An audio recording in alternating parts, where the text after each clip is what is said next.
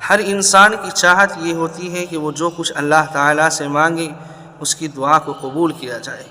आज मैं आपको हुजूर पाक अलैहिस्सलातु वस्सलाम का बतलाया हुआ अमल आप हज़रात के सामने रख रहा हूँ।